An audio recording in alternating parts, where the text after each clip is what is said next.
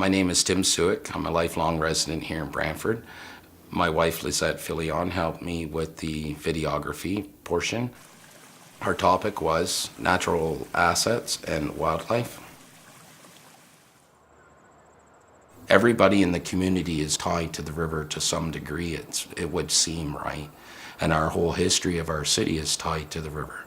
So that's quite important. That's why I really focused on the Grand River and its inhabitants as such a natural asset that our community should take the time to go and enjoy.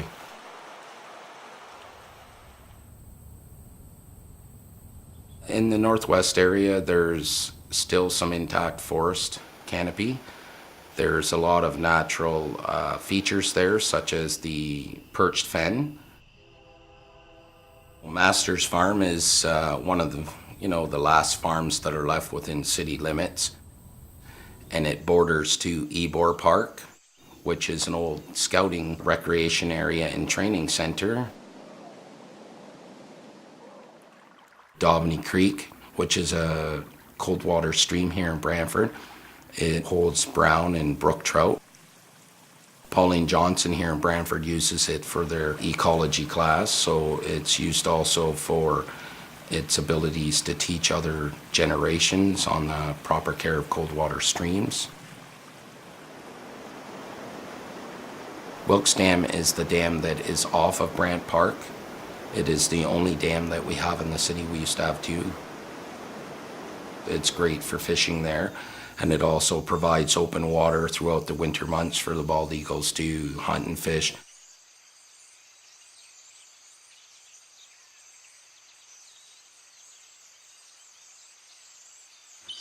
And it is quite near that site that we have both the nesting area and a roosting area for bald eagles. Bald eagles, up until most recently, were an endangered species. It's quite a gift, and it was quite a blessing for our city to have them return to our watershed, and in fact within our city limits. And to have a roost site nearby is very important too. It shows to the quality of the river and the state of the river. It's a direct reflection thereof.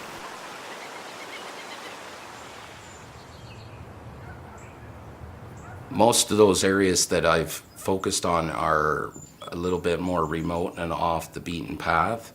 They require, extensive hiking up and down. So it's a lot of large stone that you're walking over. There's a lot of wildlife in there, but you don't often get a chance to pull out your camera and catch them on the fly, so you often have to sit quietly and patiently and wait. The heronry, or rookery they call it, which is a large blue heron nesting area.